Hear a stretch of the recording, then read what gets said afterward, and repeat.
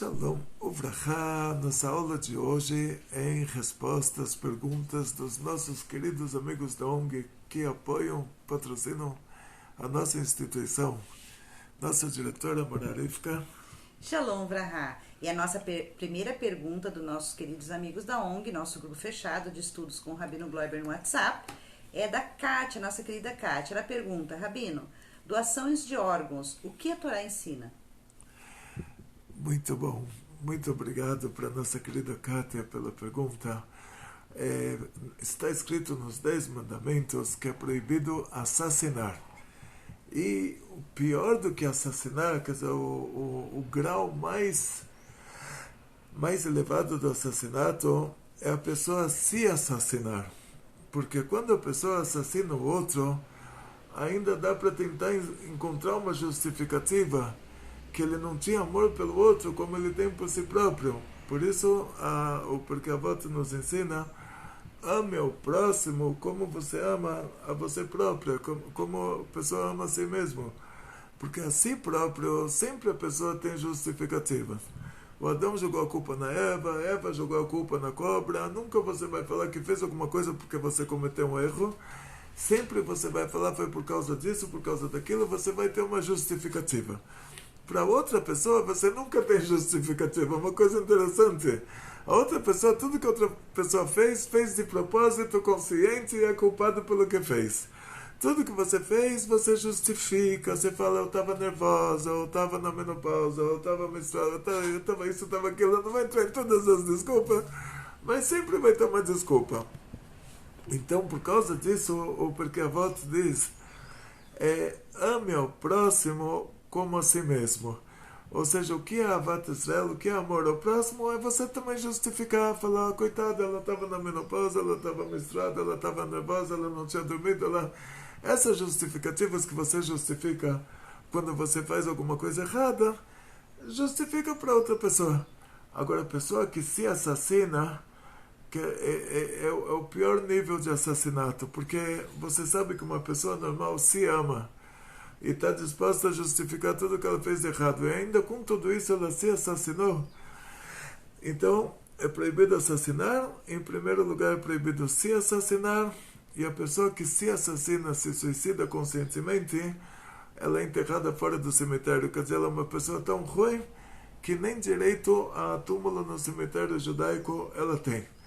Então, por causa disso, nós não podemos deixar uma ordem para caso aconteça para a gente alguma coisa,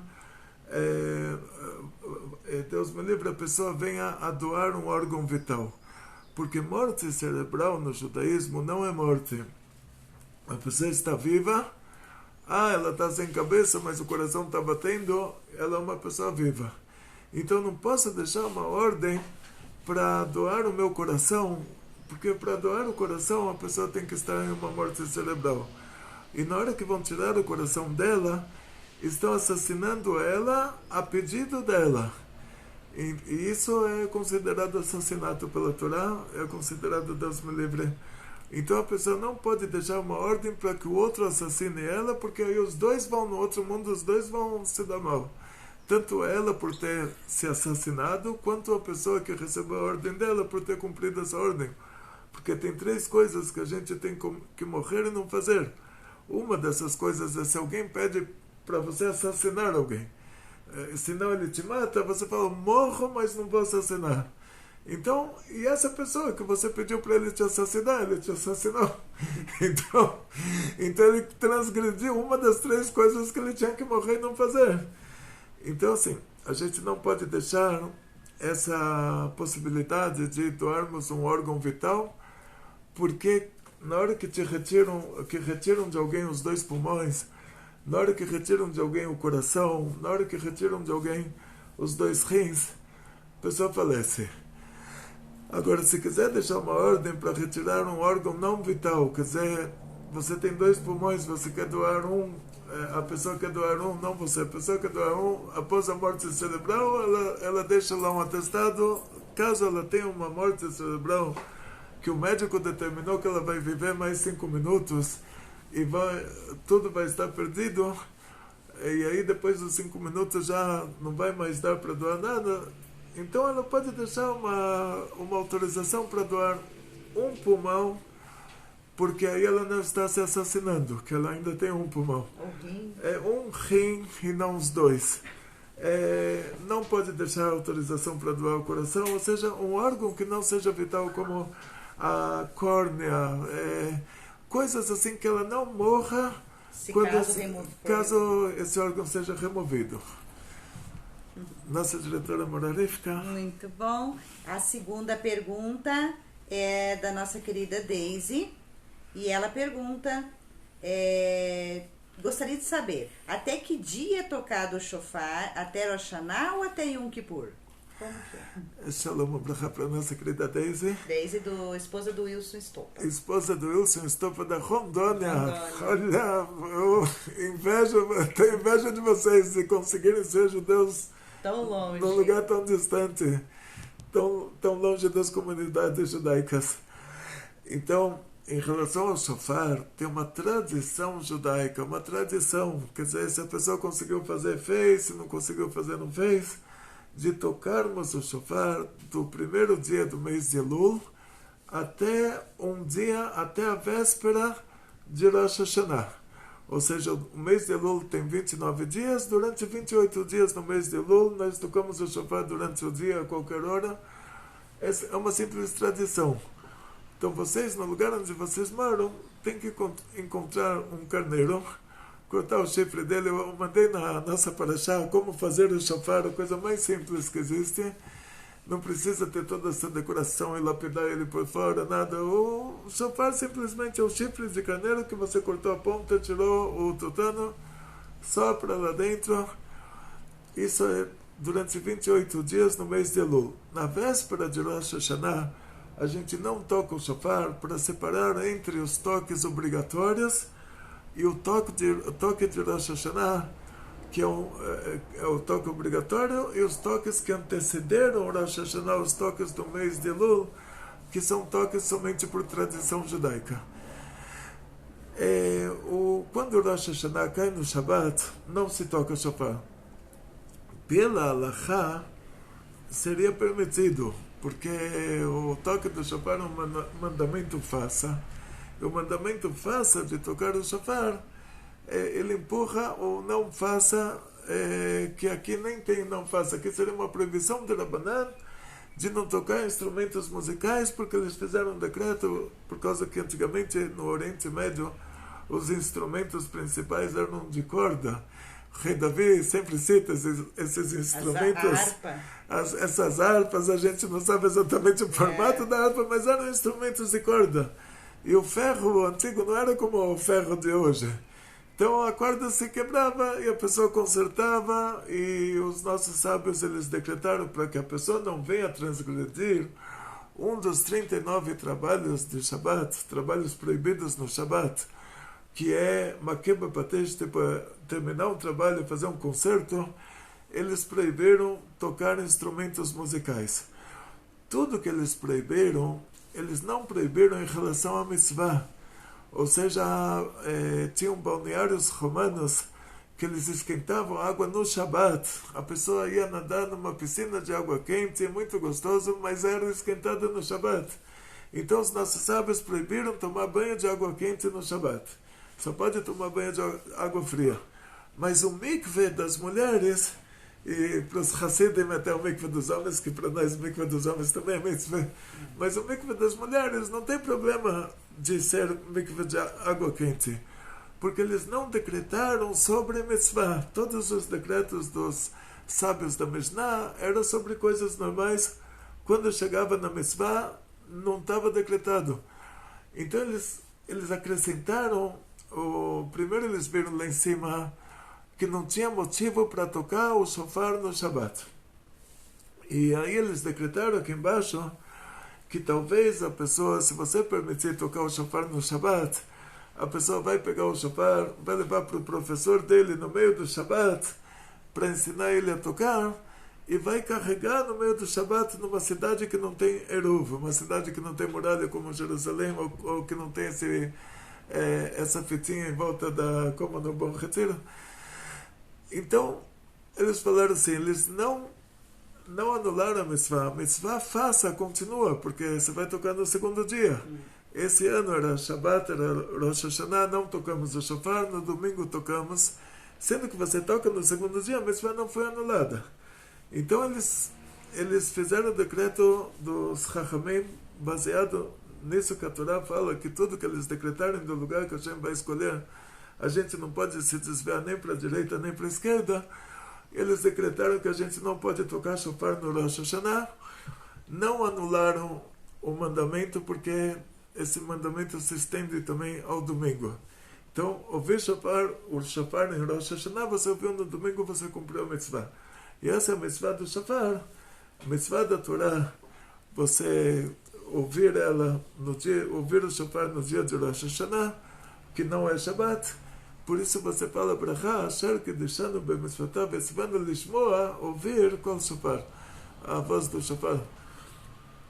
E quando a gente toca no mês de Elul, você não fala essa brachá, porque não é um toque obrigatório. E o toque no final de Yom Kippur, para avisar todo mundo no meio do último Kadesh, que terminou o jejum, é um toque que ele é tradicional. Ele não é obrigado você ouvir. Então, por isso não se faz brachá, se faz esse toque no meio do Kadesh, é só para lembrar todo mundo de uma maneira muito agradável que terminou o Yom Kippur. E aí já aproveita, já toca o shofar no meio do Kadesh para avisar todo mundo que terminou o Yom Kippur. Você não é obrigado a ouvir. E se você está fazendo as suas rezas de Yom Kippur na sua casa, porque o jejum é difícil para você, então é melhor ficar deitado o dia inteiro, rezar na cama, do que comer para ir para a sinagoga. E você não vai ouvir esse toque, não precisa ouvir esse toque do Yom Kippur, porque é um simples aviso de que o jejum terminou e de uma maneira agradável já estamos no ambiente do shofar. Então, só separando, então, em Rosh Hashanah, a mitzvah é você ouvir o shofar. Se você não comeu a maçã com mel, se você não tradição. Comeu a romã, isso é tudo tradição. Só o shofar mesmo. Então, a mitzvah é você ouvir o shofar. Sim. E Yom Kippur é você ficar em jejum. Isso, o resto é tudo tradição. Então, assim, não é que você tem a obrigação de ouvir o shofar, mas você tem a obrigação, sim, de ficar o dia todo sem comer, fazer o jejum como manda a Torá. A terceira pergunta é da nossa querida Suzy de Tocantins. Beijo, Suzy, querida. Ela pergunta: Rav Gloiber, todos nós temos direito a concertos pela bondade de Hashem, inclusive aqueles mais perversos? A segunda pergunta que ela faz na mesmo quadradinho é: os meses dos anos judaicos também estão ligados às 10 Sefirot? Muito bom. Parabéns para a nossa querida Suzy do Tocantins. E beijinho. Está com nós há muito tempo a Suzy. Muito carinhosa a Suzy, uma engenheira civil, mãe de família. Mora aqui no coração da ONG. Oba, muito bom. Então, em relação a pessoas que podem fazer teshuvah no Yom Kippur, que podem fazer teshuvah bichlal, a Gemara nos conta que tivemos 4 holocaustos durante a nossa história. O primeiro holocausto fez o general da Babilônia, Nebuzaradan, matou mais de 1 milhão de judeus, destruiu o primeiro Beit HaMikdash, fez assim um verdadeiro holocausto. Segundo holocausto fez o Titus, que era o general de Roma. O terceiro holocausto desvaloriza, a gente une as cruzadas e a Inquisição e dá um holocausto inteiro. E o quarto holocausto foi o holocausto da Alemanha, na época dos nossos pais, que eu já estou de barba branca, mas dos seus avós, bisavós, 80 anos atrás. Então, o Nebuzaradan, ele foi o pior dos 4, porque ele fez o primeiro holocausto de 4 holocaustos que nós tivemos. E depois que ele matou mais de 1 milhão de judeus, e mortes trágicas, e crianças pequenas, e etc. Não vou entrar em detalhes, que hoje não é Tisha B'Av. Depois de tudo isso, ele entrou um pensamento na cabeça dele, talvez ele fez uma coisa errada. Entrou um pensamento de que realmente ele se conscientizou de que ele fez uma coisa muito, muito ruim. E ele abandonou o exército dele e se converteu ao judaísmo. Ele fez tshuva. Quer dizer, assim, esse é o extremo. Então, se até o Hitler, pode fazer tshuva, imagina você e eu. Você e eu, que a gente não matou milhares de... Então, na prática, teve uma pessoa, só para ilustrar essa história, uma pessoa se chamava Elisha Ben Abuya, porque é muito elevado em conta a educação que a pessoa recebeu. Então, por exemplo, você foi ensinada que você tem que ser uma beata e rezar na igreja e rezar para a estátua. Então, tudo isso lá em cima, você não vai ser julgada. Foi a educação que você recebeu uma educação errada. O canibal, numa tribo de canibais, que ele recebeu uma educação de matar a pessoa da outra tribo para comer, ele não vai ser julgado por assassinato, porque ele recebeu a educação errada.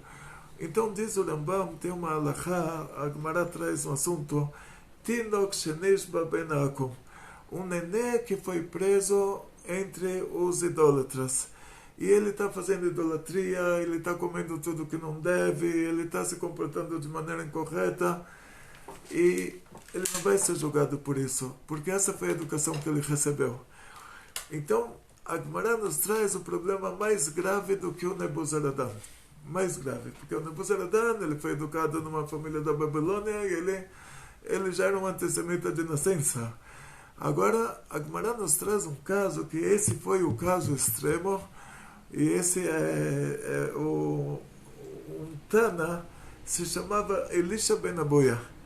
Esse Elisha Ben Abuya, ele era um Tana é o rabino da Mishnah, e ele era o professor do Rabi Meir Balanés.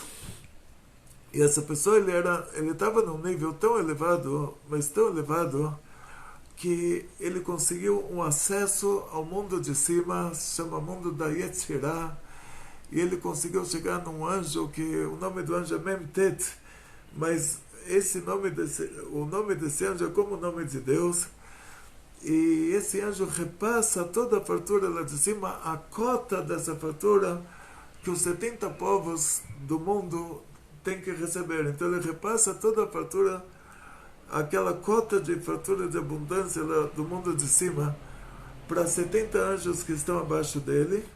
Cada um desses 70 anjos, ele é responsável por um dos 70 povos raízes que tem no mundo, que se dividem entre muitos e muitos povos, mas toda essa cota de fartura de abundância é dividida em 70 partes. Alguém vai receber uma parte menor, alguém vai receber uma parte maior. E qual é o critério dessa divisão? Não é baseado em cumprimento da Torá, estudo da Torá e cumprimento das mitzvot. O Brasil é o maior país católico do mundo, país que a idolatria aqui é uma religião oficial do governo, e chove, graças a Deus, e toda a terra dá o seu fruto. Ninguém passa fome. Ninguém passa fome, graças a Deus. Inclusive, então, o Brasil, ele é tido como celeiro do mundo. Celeiro do mundo. Então, o que acontece na prática? O Elisha Ben Abuya, ele viu isso lá em cima, ele achou que aquele anjo era Deus. E ele falou, não tem critério nenhum, o critério não é Torá ou Mitzvot. Então, por que eu vou precisar cumprir Torá ou Mitzvot? Por que eu vou precisar estudar Torá, cumprir os mandamentos divinos? Ele está repassando a fartura com outros critérios. Ele chutou o pau da barraca, fez tudo de ruim. E ele era o professor do Rabi Meir Balanés, ele andava de cavalo no Shabbat, e a gente pode sair da cidade para o campo, tipo, fora da cidade, a gente pode andar 2.000 amot, que seria o equivalente a 1 quilômetro. Um amá são 50 centímetros, é um passo. E o Elisha Ben Abuya, enquanto ele ensinava o Rabi Meir Balanés, ele estava no cavalo no Shabbat, ensinava o Rabi Meir Balanés coisas muito difíceis, e ele chegava num lugar, ele falava Ad Kant Chom Shabbat, até aqui é a delimitação do Shabbat, quer dizer, a partir daqui você já não pode mais andar. O Rabi Meir perguntou para ele, como você sabe que chegamos aqui a 1 quilômetro, ainda não existiam os quilômetros naquela época, eram 2.000 a moto. Tinha as plaquinhas na estrada. 2.000 a moto. Uhum. 2.000 a mar, né? O plural é a moto.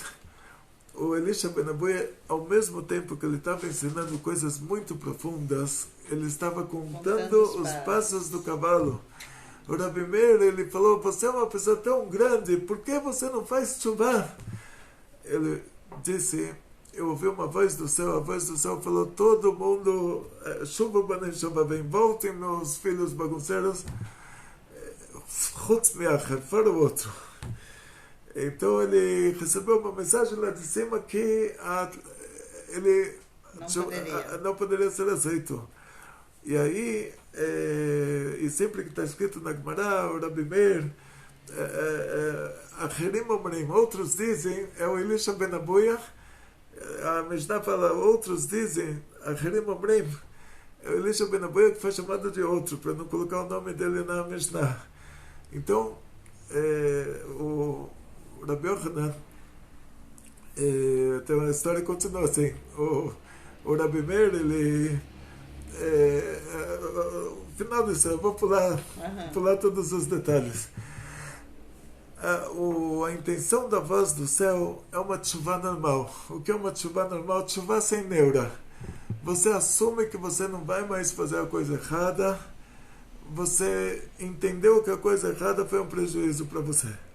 Então uma pessoa rasgou uma nota de R$100 e eu estava precisando, não sei, de papel para limpar o nariz. Na hora limpou o nariz com R$100 e jogou fora. Depois disso, ela sente que fez uma coisa errada. Ela não tem orgulho, não fala, olha, eu joguei R$100 fora. Não é uma coisa normal. Ela sente que fez uma coisa errada. Então, tshuva sem neura. Você assumir que não vai mais fazer a coisa errada e se conscientizar de que o que você fez estava errado. Uma tshuva dessas, para todos nós serve, para o Aher, para Elisha Ben Abuya não serviria. Ele teria que fazer uma tshuva maior. E essa era a intenção da voz do céu. Quer dizer, o Rebbe explica, o Rebbe fala, às vezes o Zohar usa essa linguagem, que se a pessoa fez tal coisa, não tem tshuva. E aí o Rebbe traz essa explicação, fala, é o mesmo caso que o Elisha Ben Abuya, quer dizer, uma tshuva normal para isso não serviria, mas se a pessoa tem um remorso do que ela fez, aí já sim serviria. Quer dizer, uma tshuva normal de, olha, eu estou consciente de que fiz coisa errada e assumo que não vou mais fazer, e cada vez que ele tem uma recaída, novamente ele assume que não vai mais fazer, novamente ele se conscientiza de que aquilo foi uma recaída e não foi uma coisa boa. E isso serve para todas as pessoas, para mim, para você, para todos os casos. Agora, para o Elisha Ben Abuya, sendo que ele era a pessoa, que ele era um sábio de Israel, ele estava consciente do que ele estava fazendo. E ele fez a coisa errada, foi de um extremo ao outro. Cada um de nós é levado em conta. Você se acostumou 50 anos a se comportar como uma goia. Agora você está se comportando como judia. De vez em quando você tem escorregão. É uma coisa normal, quer dizer, lá em cima é levado isso em conta. Não pode ser que você sabe a gravidade da coisa, você se acostumou 50 anos que essa coisa não é tão grave. De repente falam para você que é muito grave. Então, se você tem uma recaída, não é um fim de mundo, não é, lá em cima não está sendo visto como o sábio de Israel, o sábio da Mishnah, que estava determinando lá as mitzvot de Rabanan, e ele chutou o pau da barraca, fez tudo de errado. Então, o nível consciência dele é muito maior do que E o nosso nível de consciência, tipo assim, tá bom, a gente sabe que tá errado fazer isso, mas não é cobrado de nós, é levado em conta a educação que a gente teve, é levado em conta o lugar que a gente cresceu, é levado em conta quem foi a nossa família, tudo isso é levado em conta. Avraham Avinu, ele rezou para o sol, ele viu que o sol se pôs, ele rezou para as estrelas, ele rezou para a lua, viu que a lua desapareceu. Então ele recebeu um castigo por ter feito idolatria? Não, essa grandeza dele, que ele estava em toda no meio dessa coisa ruim, E saiu disso. Então tudo isso é levado em conta. Quer dizer, olha de onde você saiu. Não tem como cobrar de você. Você saiu de um lugar desse se você tenha saído de lá sem sujeira nenhuma. E assim como nós, a Avraham Avinu também teve que fazer uma desconstrução. Né? Eu acho isso muito interessante. O Rabino Gloiber tem aulas falando sobre a desconstrução muito boas no nosso canal aqui do YouTube. É interessante as pessoas virem, inclusive estão com esse título, Desconstruindo Conceitos. Desmaterialização dos conceitos, justo.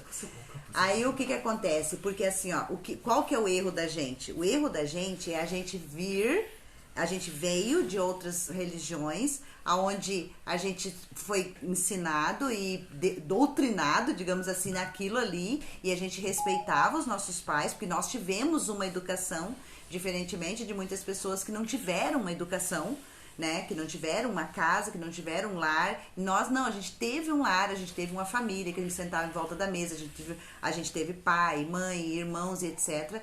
E a gente tinha a nossa rotina de domingo. Então isso é o nosso passado. E quando você chega no judaísmo, você tem que deixar isso de lado. É o teu passado. Você não pode atirar pedra no seu passado. Assim como ninguém pode atirar pedra no passado. É isso que o Rabino falou no início da aula. Então assim, se você ficar... O teu passado é passado. Acabou, você não tá mais lá. O que importa pra gente agora é o dia de hoje. É os acertos que você vai... Os concertos e os acertos que você vai fazer no dia de hoje, a partir deste dia. O que passou, passou. Até o ontem passou, né, Rabino? Muito bom. Parabéns pelas lindas palavras. Baruch atah Adonai Eloheinu melech haolam she'akol neo b'dvaro. Amém. Então é isso, quer dizer, não só que pra gente, que Hashem, que Deus, ele é como, é muito mais do que um pai, do que uma mãe, que a criança caiu, Deus me livre, lá num buraco cheio de coisa ruim. Então não vou entrar aqui em detalhes sobre o esgoto que tinha lá dentro, mas imagina o desespero dessa mãe, que a criança dela caiu dentro do esgoto, e quanto mais esgoto tem lá, maior o desespero da mãe. Não é que a mãe vai falar para a criança, agora você está cheirando esgoto, você não vai mais entrar em casa. Ao contrário, agora por causa que ela caiu dentro do esgoto, dar banho. agora que ela vai deixar tudo que ela está fazendo para cuidar dessa criança. Então o desespero que a gente tem por cada um de nós, pelo cada um na profundidade do buraco que ela caiu. E não só isso, tudo é levado em conta, tipo... o desconto que a gente recebe lá em cima por não termos nascido numa família de judeus religiosos é um desconto muito grande, porque o Elisha Ben Abuya, que ele era um judeu religioso de uma família judia religiosa, então ele estava consciente do que ele estava fazendo. A gente não, a gente saiu do Egito e levou o Egito junto. Então a gente ainda está raciocinando como viver fora. Como viver fora do Egito. Então não se preocupa. Não só que a tchubá de cada pessoa é aceita, mas ao contrário. A nossa aceita muito mais rápido por causa do lugar de onde a gente veio e o desespero de Hashem pelo lugar onde a gente caiu. Então, temos muitas perguntas aqui ainda. Que bom, o Rabino ficou super feliz que vocês começaram a fazer um monte de perguntas. Ele gosta disso, mas amanhã a gente tem mais. Então eu vou fechar aqui com a última pergunta, que ainda é da Suzy. Os meses, Rabino, os meses dos anos judaicos também estão ligados às 10 Sefirot? Muito bom. Agora, os dias da semana estão diretamente ligados a Sefirot. Ou seja, antes de Deus criar o mundo, como um arquiteto, tem um exemplo, o Midrash nos traz, um arquiteto que ele vai construir uma casa, primeiro ele faz a planta. Então, primeiro nós temos as primeiras 3 Sefirot, que são a Chokhmah, a Binah e a Dat, são chamadas de intelectos. Então, primeiro existe a programação da criação do mundo.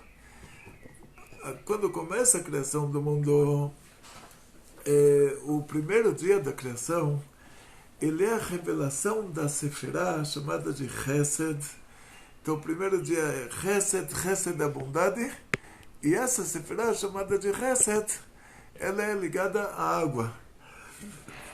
Então, o primeiro dia da criação, o mundo inteiro era água. E bondade até não poder mais. Você reza para Hashem, você fala, não está chovendo, está tudo secando. Incêndios no Canadá, incêndios nos Estados Unidos, incêndios na Europa. Você pede para Hashem, manda para a gente chuva, e de repente começa a chover 40 dias e 40 noites e a terra vira um oceano.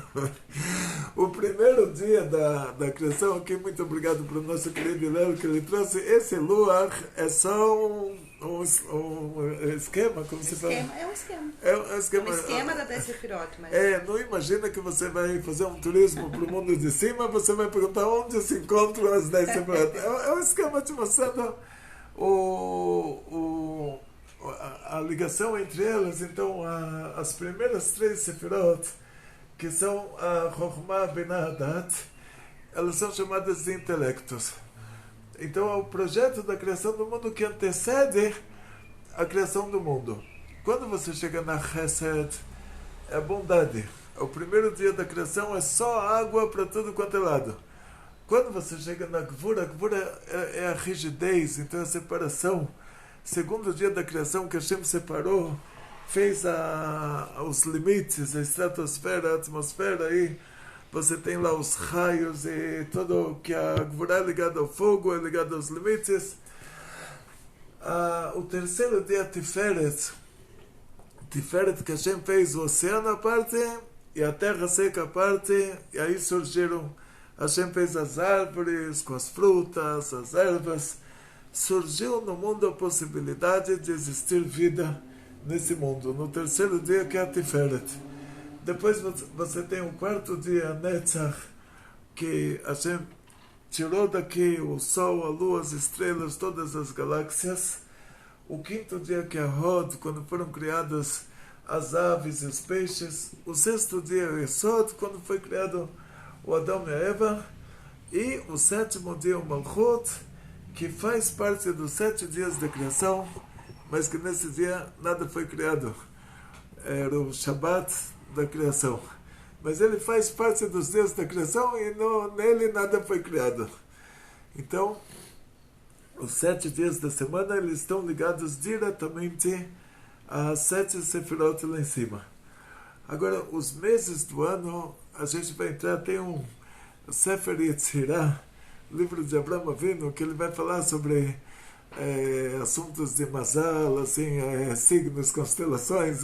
Mas não é esse que o não pessoal compra na Sefer. Não é. Assim, o original do Sefer Yetzirah, que hoje a gente não confia nessas traduções, que a tradução, fizeram a tradução do hebraico para inglês e depois do inglês para português. A pessoa que traduziu não necessariamente é uma pessoa que vive o judaísmo. Então, assim, a gente não recomenda as traduções. O Rebbe de Lubavitch, ele fala que uma tradução é uma versão inadequada do original. Mas se você quer saber um pouquinho sobre esse assunto de zodíaco no judaísmo, vamos dizer assim, tem no site do Chabad, pt.chabad, esse Chabad se escreve com CH, que era a pronúncia polonesa, alfabeto da Polônia, e pt.chabad, e você digita lá esses assuntos de signos e aparece lá.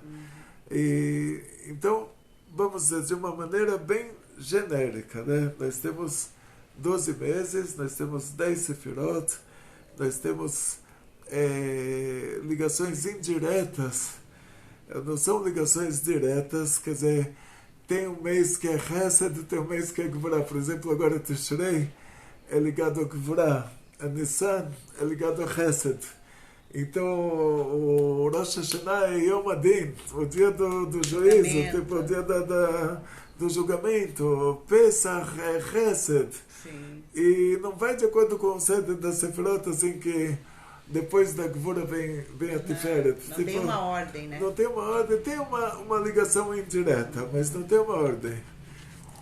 nossa diretora Marari. Então tá bom, meus queridos, ó, não vai dar tempo de fazer todas as respostas, que bom que foram muitas, mas amanhã tem mais. E aí a gente faz Pergunte ao Rabino novamente. E aí você aproveita para deixar suas perguntas aqui no grupo pra gente, pro Rabino amanhã dar continuidade, tá bom? Mas não deixe de perguntar. E como ele mesmo diz, não existe pergunta boba. E você que ainda não tá no nosso grupo Amigos da ONG, quer fazer parte, para você também aparecer nas nossas aulas e o seu nome aparecer por aqui, você ter uma oportunidade de perguntar, fazer suas perguntas diretamente pro Rabino, ter um Rabino para chamar de seu, chama aqui no privado, no contato que tá na descrição do vídeo, tem o meu WhatsApp, e você vai conversar comigo e você vai fazer parte do nosso grupo Amigos da ONG.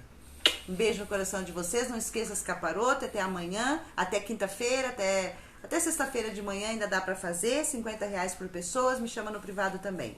Um beijo no coração de vocês e tudo de bom. Amém, nosso querido Hillel. Yatzlacha, Briut, Parnassá, Bechefa. Muito sucesso.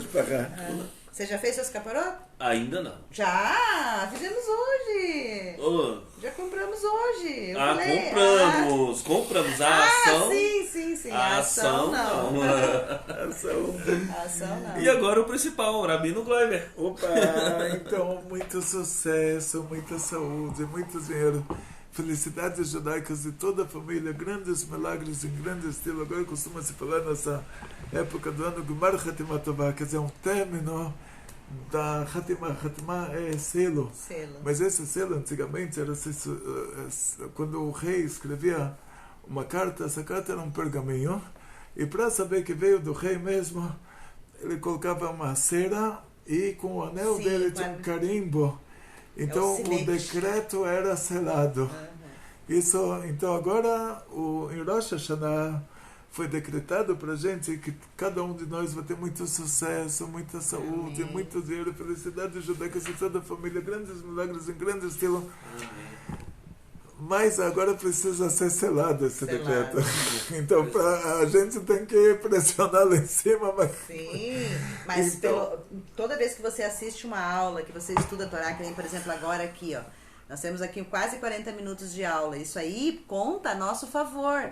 Nós estamos aqui estudando, passando informação. Você aí que fez suas perguntas, que está aí, depois vai assistir a aula, vai deixar um comentário aqui embaixo, vai compartilhar esse vídeo. Você também está fazendo algo nesses 10 dias que a gente tem aí até chegar em Yom Kippur para retificar, para fazer as coisas funcionarem, para o teu selinho ficar ali, que ninguém rompe, né? O selinho do rei, quando ele fazia com o anel, ninguém podia romper aquele selo. A mesma coisa, o selo que a Kadosh Baruch Hu coloca para nós, ninguém rompe, ninguém pode romper. Tá bom? Um beijo no coração de vocês e aproveita esses 10 dias. Amém. Muita alegria. Muita alegria. Bekalto.